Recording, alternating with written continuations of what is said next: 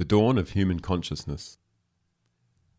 It is undeniable that there can only be one truth or story about how and why we, as human beings, have come to be here.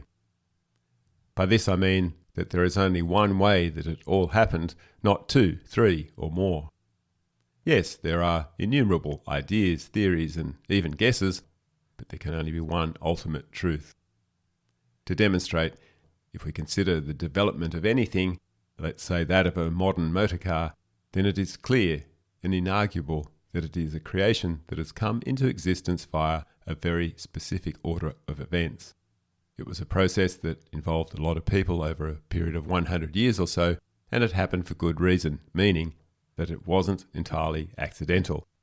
There was a desire or need for such a creation in the sense that it was something that provided greater mobility for people, which in turn facilitated a greater exchange of ideas and increased creative opportunity.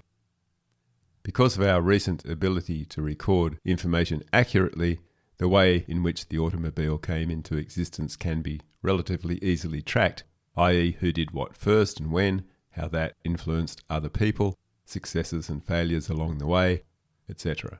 In fact, if someone wanted to, they could write down the whole story in great detail, and it would be more or less the unquestionable truth of the matter. By the same measure, the development of the universe, the human body, and our appearance as creative creatures is the same. There is one story that is essentially true.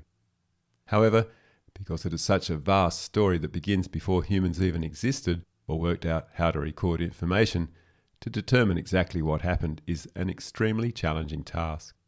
But that doesn't mean that there is not a true story, or that it is not possible for us to discover what it is. At some level, the information, the story, has been recorded because it exists as knowledge in the universal mind. Just as memories are stored in our human minds and can be extracted at will, like remembering where you went on holidays when you were a child, so too memories are stored in the universal mind, that place, remember, that lies behind and within the appearance of what we call the physical world. Accessing these memories, however, is deep inner work that takes focus and commitment.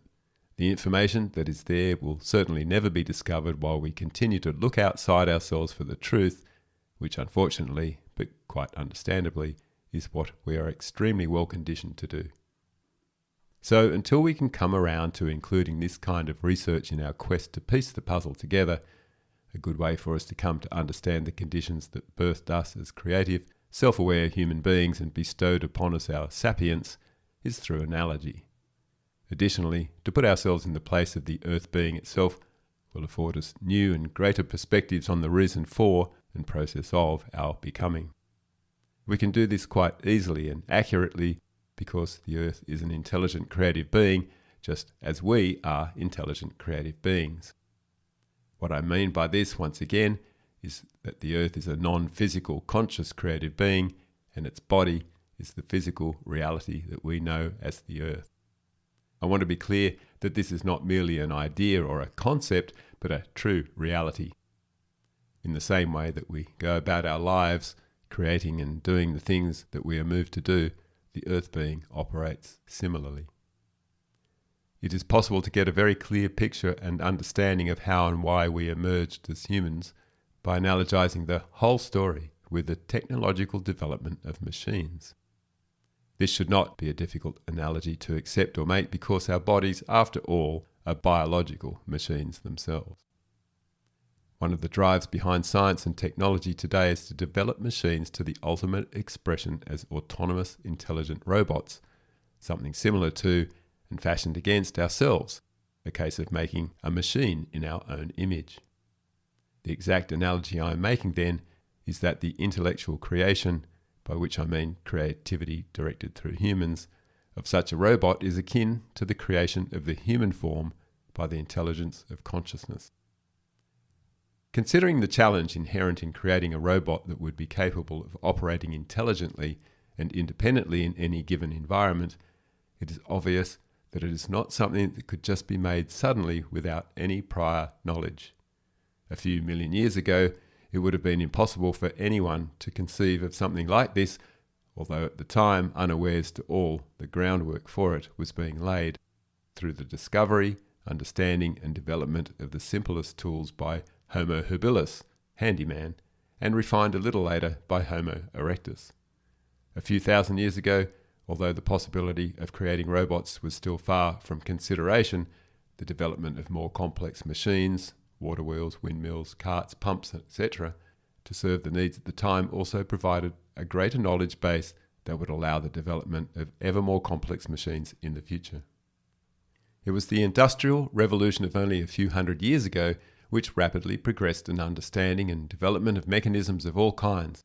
It is most likely that during this intense period of experimentation and invention, the idea to develop a humanoid-type robot of some kind first dawned upon somebody as a serious possibility. This period of experimentation and growth in our human history was, in many ways, equivalent to the explosion of new ideas in the Cambrian period that we talked about previously. Later, in other areas of human interest and investigation, experimentation with sound and visual sensing, hydraulics, pneumatics and servo motors, along with gyroscopes, actuators and accelerometers, were also being conducted. It has only been in the last 40 years or so that the discovery and use of advanced electronics has enabled the emergence of artificial intelligence. In turn, this facilitated the very real possibility of creating intelligent robots that could move confidently and reliably in an environment, and it was therefore an undertaking that could now be focused upon with unwavering intent. There are a few things we can see and learn from this creative development to help us understand the emergence of human beings. The first thing to note is that although there was no idea or awareness around creating a robot a million years ago, there was an unconscious movement towards it as an exploration of possibilities given the knowledge at the time. This was passive creativity at work.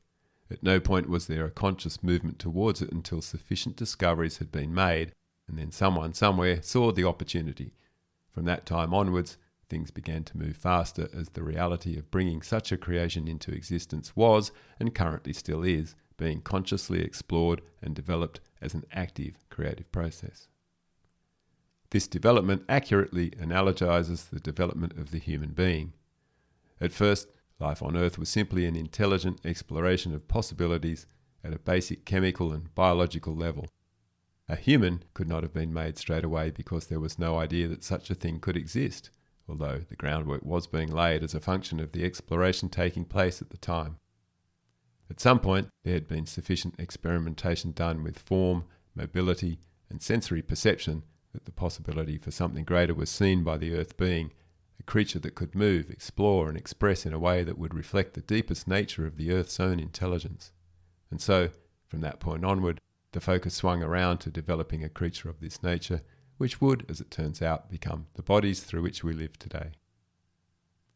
In both cases of development, the growth and effectiveness of the creation was directly related to its ability to move within and sense the environment in which it existed. This is perfectly reasonable because without such sensory faculties, a life form is very limited in its ability to explore, interact, and express. Something that cannot move, see, hear, smell, taste, or feel is not capable of expressing the deepest and highest nature of the consciousness that is behind its existence. The development of sense perception is a key factor in the development of a vehicle that can accommodate and express the fullness of consciousness. Indeed, without sense perception, the physical dimension would not really exist, and there would be nothing much to discuss. This is because the things that we see out there in the world and are collectively moved to name as being physical are a sense perception of the Earth's psyche itself. I will elaborate on this as we proceed, but for now it is enough to understand that as creative beings, we rely upon our senses to inform us that our ideas are taking place. Without our senses, it would not be possible for us to gauge this or know anything about the world we live in, and our experience would be one of an eternal, meaningless moment. Remember our making a cake analogy from before? In this creative undertaking, we had the intention to make a cake, and then our attention to that brought it about as a physical reality. But how did we know this? The only reason that we knew our idea had become a reality is because we sensed it. In fact, all 5 senses were engaged in giving us feedback when making our cake. Sight and touch allowed us to find and select the ingredients and navigate around the kitchen so that we didn't bump into things or put the wrong ingredients in our mix. Smell informed us whether the cake was cooking well or, if we had miscalculated somehow, that it was burning. Hearing alerted us to the fact that the timer was sounding, inviting us to check the status of our creation. And finally, of course, it was the sense of taste that allowed us the final triumph of enjoying our delicious masterpiece. What all this amounts to is that our senses are a feedback mechanism that allow us to interpret and interact with what is going on out there. In terms of creativity, it is only through the senses that we can come to know that what we intend is actually happening or not. And it is the same with the earth being. Just as you are the being that expresses and through the senses of your body experiences your ideas as creation and event, so too the earth is a being that expresses and experiences all things that have been created and happened since it first formed. In this way, the earth is a sentient being having the total experience of everything that exists as it and on it. This experience is therefore sensational as the culmination of everything that is going on at any moment, in the same way that you are the one having the sensational experience now of everything that is going on in your body and your world. So what then, you might ask, is the difference or relationship between the earth experiencing the reality of your body and life and the you that is experiencing the reality of your body and life? That would be a fair and also brilliant question, the answer to which can only come from fully understanding the conditions that birthed us as self-aware creatures, which we are well on the way to doing. Armed with this new information, that the earth is a sentient being and all the creatures on it are sensory receptors that take in and feed back information to inform it of its own creativity, let's now go back to the early days on earth and view it through this lens. At all times and at any given time, whatever exists in the world, we could say, is the body of consciousness and represents an expression of the ideas and intentions of the being behind it, which in this case is the earth being, and the extension of itself through every creature it has made. In the early days, however, there was virtually no awareness of this. Even today, there is little awareness of this. Wind the clock right back to the beginning of the universe itself, and we would find that there was absolutely no awareness of this or anything at all, simply because there was nothing to be aware of. After the first emergence of matter, there would have been the first glimmer of awareness, a faint inner sense of beingness, but no knowledge of what that was at all. Accordingly, things took a very long time to get going in terms of the development of life forms on Earth, because until the creation of the senses, there was no way that consciousness could see and know what was going on. Without that kind of feedback, the Earth was in the dark, so to speak, with regard to having any real understanding of itself. As sense organs developed, new and more complex life forms came into existence. It was in the early Cambrian period that the eye began to develop, and it is this that fueled the explosion of creativity and the appearance of all kinds of creatures and forms. The Earth could now see through certain life forms and consequently learned a great deal in comparatively little time. It could now play around with and bring forth many different expressions of itself as creatures that could interact with the environment and each other to form elaborate ecosystems, which we could equally call specific plays of consciousness. It would also have been around this time, perhaps towards the end of the Cambrian period, that the Earth's basic awareness first stirred and turned towards the beginning of consciously creating a vehicle for the higher expression of itself. Over billions of years of continued experimentation and growth, the magnificent human body began to emerge as the Earth's answer to providing this vehicle. Human-like creatures lived on the Earth some 4 million years ago, SST, but the earliest humans appeared in the order of 100,000 years ago. They lived as hunters and gatherers, and much later as farmers, up until about 10,000 BCE, and from that time until now, creative man has developed at a tremendous evolutionary pace. It was in the period between 70,000 and 40,000 years ago that humans first began to get a sense of who or what they were and their relationship with the environment, and this was the precursor to what would culminate as the dawn of human consciousness. It is generally agreed among anthropologists that it was around this time that art, as cave drawings and paintings, first appeared. This is a clear sign that early humans were beginning to identify with the things they encountered in their world.